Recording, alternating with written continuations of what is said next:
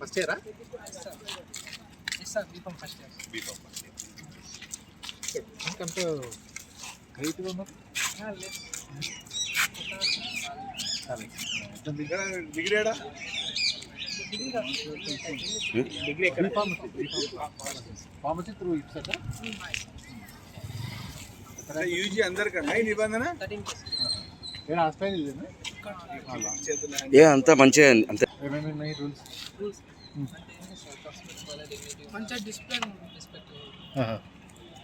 నమస్తే. ప్రస్తుతం మనం పాలమూరు యూనివర్సిటీలో ఉన్నాం. ఈ పాలమూరు యూనివర్సిటీలో అర్ధరాత్రి వేళ జూనియర్స్ ను నిద్ర లేపి మరి ర్యాగింగ్ చేస్తున్నారని చెప్పుకోవచ్చు సీనియర్స్. అయితే ఈ పాలమూరు యూనివర్సిటీలో అంటే వీళ్ళకి ఏ మాత్రము ఒక డిసిప్లిన్ అంటూ వాళ్ళ ఫుల్ హ్యాండ్స్ పెట్టుకుంటేనే వాళ్ళు ఇందులో ఉండాలి. లేని మీ పైన ర్యాగింగ్ చేయబడుతుందంటూ కూడా సీనియర్లు ఎవరైతే సీనియర్లు వీళ్ళ జూనియర్స్ పైన అంటే నిబంధన పెట్టిందని చెప్పొచ్చు. మనం ఇంతకుముందు కూడా ఈ పాలమూరు యూనివర్సిటీకి సంబంధించిన ఎవరైతే ప్రిన్సిపల్స్ ఉన్నో వాళ్ళతో కూడా మాట్లాడితే అది ఒక డిసిప్లిన్ అన్నట్టు కూడా కవరేజ్ చేయడానికి పోయింది. ఏదేమైనప్పటికీ పాలమూరు యూనివర్సిటీలో ఈ ర్యాగింగ్ అనేది స్టార్ట్ అయిందని చెప్పుకోవచ్చు. అధ్యాపకులు ఎవరైతే ఉన్నారో ఈ అధ్యాపకులు సరైన పర్యవేక్షణ లేకపోవడంతోనే ఈ అంటే విద్యార్థుల జూనియర్స్ పట్ల సీనియర్లు ఈ విధంగా వ్యవహరిస్తుందని చెప్పుకోవచ్చు. కొందరు ఇక్కడ విద్యార్థి సంఘాలతో మాట్లాడించుకునే ప్రయత్నం చేద్దాం.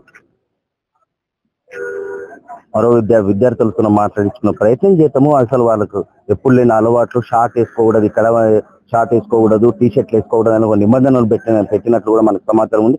మాట్లాడుతూ నమస్తే, Krishna Kumar, ABP state all universities co convener.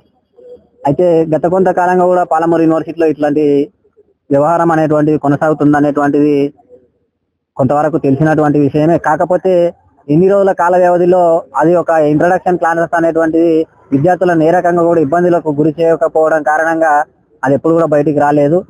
అయితే ఒక విద్యార్థి అనేటువంటి వ్యక్తికి ఇక్కడ వచ్చిన తర్వాత ఎక్కడ లేనటువంటి రూల్స్ అండ్ రెగ్యులేషన్స్ ఇక్కడికి వచ్చిన తర్వాత నువ్వు ఇట్లుండాలి అని చెప్పి చెప్పడం కారణంగా ఒక 4-5 మంది విద్యార్థులు అనేటువంటి వాళ్ళు ఇబ్బందులకు గురి కావడం జరిగింది. అలా గురి అయినటువంటి సందర్భంగా వారిని కూడా మేము కూడా అధికారుల దృష్టికి తీసుకుపోయి లెటర్ రూపంలో ఇచ్చిన తర్వాత కూడా ర్యాగింగ్ అంటే పెద్దగా ఇక్కడైతే పెద్దగా ఏం లేదు కానీ కాకపోతే ఇలాంటి కప్స్ పెట్టుకోవడం, నాకైతే ఇది పెట్టుకోవడం అలవాటు. నేను 3 సంవత్సరాల నుంచి కూడా ఇక్కడ ఉన్నాను, నాకు ఎవరు కూడా చెప్పలేదు. నేను ఇట్లా పెట్టుకుని ఇట్లా జరుగుతుంటాను ఎప్పుడైనా కూడా. కానీ ఆ విద్యార్థులు అనేటువంటి వాళ్ళు కొందరికి ఇట్లా పెట్టుకోవడం అనేటువంటి ఇష్టం ఉండదు, పోల్లు చేసుకొని మాత్రము తిరగాలని ఉంటది.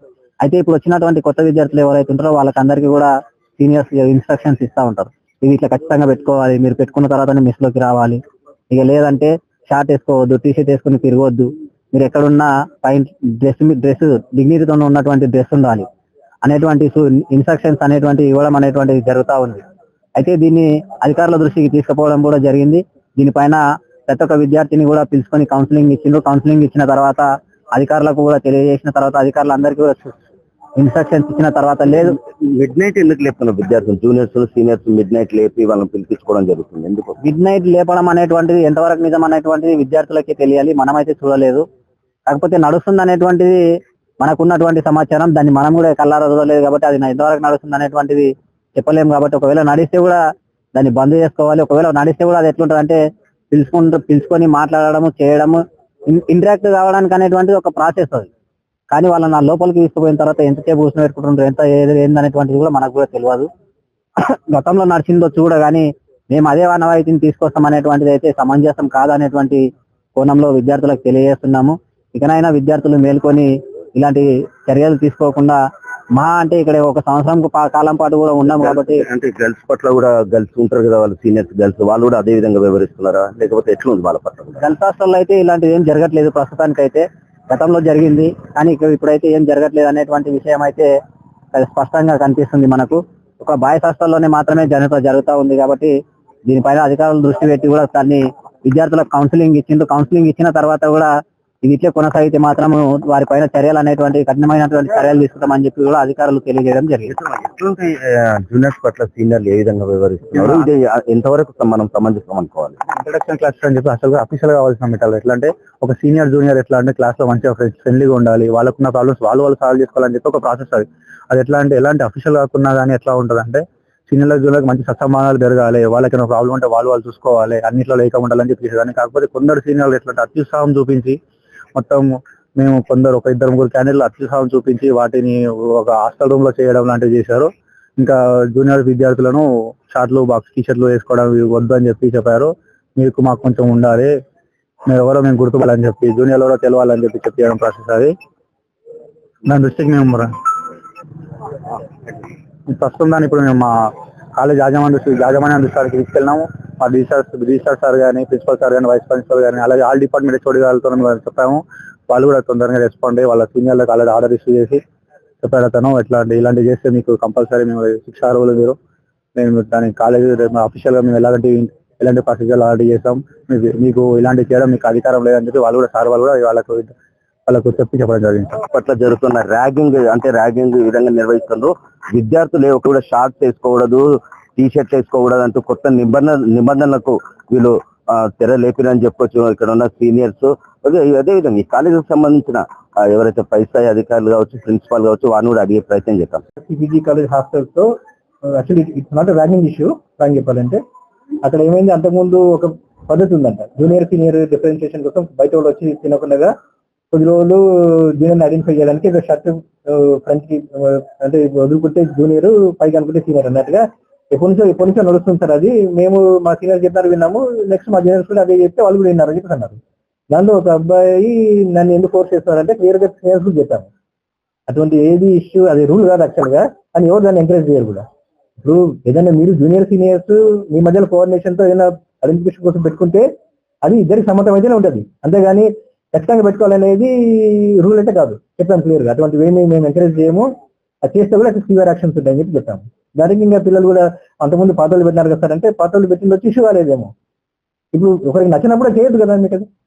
ఆ ఇష్యూలో గట్టిగా చెప్పామండి క్లియర్ గా, అండ్ జూనియర్స్ కూడా చెప్పాము. ఇప్పుడు యాక్చువల్గా ఒక యాంటీ ర్యాగింగ్ కమిటీ కూడా మా దగ్గర ఉంటుంది రెగ్యులర్ గా, ప్లస్ ఎవ్రీ డే కూడా ఒక టీమ్ ని పెట్టాము. ఎవ్రీ డే ఒక 5 members ఇక్కడ, 5 members అక్కడ గర్ల్స్ వెళ్తారు, వెళ్ళేసి మానిటర్ చేస్తుంటారండి. ఒక 1 month వీళ్ళేమంటారు అంటే, ఒక 1 month లో మళ్ళీ మేము ఫ్రెషర్స్ పెట్టుకుంటాము అంతా ఒకటే అయిపోతాం సార్ అని చెప్పేసి అంటే, ఆ 1 month కొరకు కూడా ఇష్యూ అవసరం లేదు కదా. మీరే అంటారు 1 month వరకు అని, 1 month తర్వాత సడన్ లో ఫ్రెండ్స్ అయిపోరు కదా. ఎప్పుడున్నా ఫస్ట్ నుంచి అందరు కలిసి ఉంటారు, మీ జూనియర్స్ కంఫర్ట్ ఉండాలి, మీరు అది సీనియర్స్ గా మీరు కంఫర్ట్ ఎన్విరాన్మెంట్ ఇస్తే అందరు కలిసి ఉంటారు. రేపు వచ్చే పిల్లలు కూడా ఒక మంచి ఇండికేషన్ పోద్ది, ఎందుకంటే ఫస్ట్ నుంచి మన క్యాంపస్ ర్యాగింగ్ ఫ్రీ క్యాంపస్ అండి, ఎప్పుడు ఇష్యూస్ లేదు, ఇప్పుడు కూడా లేదు, కానీ చిన్న మిస్కమ్యూనికేషన్ ఇద్దరి మధ్యలో. సో అది వాళ్ళని పిలిచి నా చేసి పంపించామండి.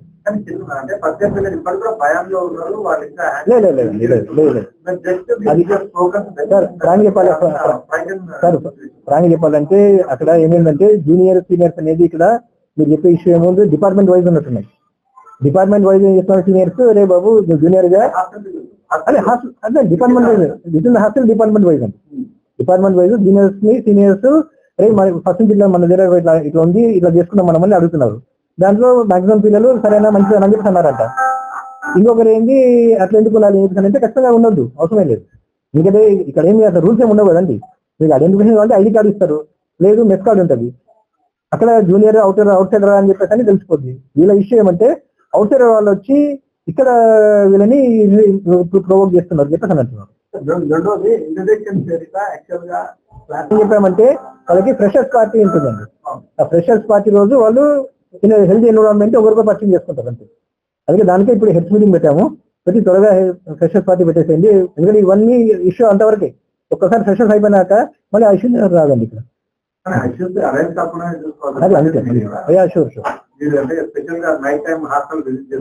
ఉన్నారండి పిల్లలు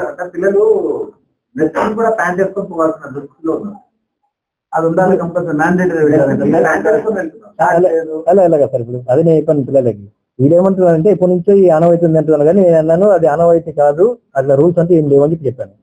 ఇప్పుడు ఎందుకంటే టీ షర్ట్ వేసుకుంటాడు, షార్ట్స్ వేసుకుంటారు, ఎవరి డ్రెస్ సెన్స్ వాళ్ళు ఇష్టం కదండి.